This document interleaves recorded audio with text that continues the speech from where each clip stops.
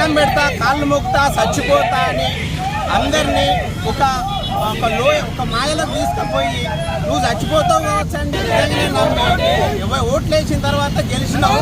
కౌశిక్ రెడ్డి నీకు ఏమన్నా బుద్ధి ఉన్నదా, జ్ఞానం ఉన్నదా అని అడుగుతున్నా. నీకు రాజకీయ భిక్ష పెట్టిందే కాంగ్రెస్ పార్టీ.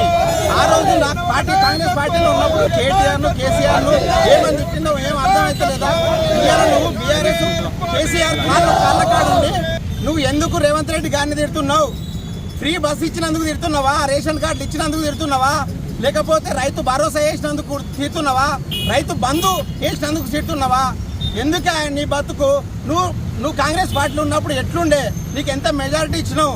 ఆయన కాళ్ళ కాడికి పోయి కలిసి ఇక్కడ కాంగ్రెస్ పార్టీని మొత్తం నాశనం చేసి బీఆర్ఎస్ పోయి ఇయ్యాల రేవంత్ రెడ్డిని అనే మొగోని నువ్వు అయినవా? ఇక్కడ ఎట్లా గెలిచినావు అనేది నీకేమైనా తెలుస్తలేదా?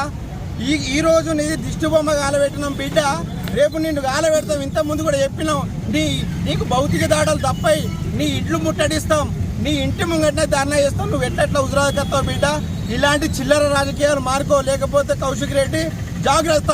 కాంగ్రెస్ పార్టీ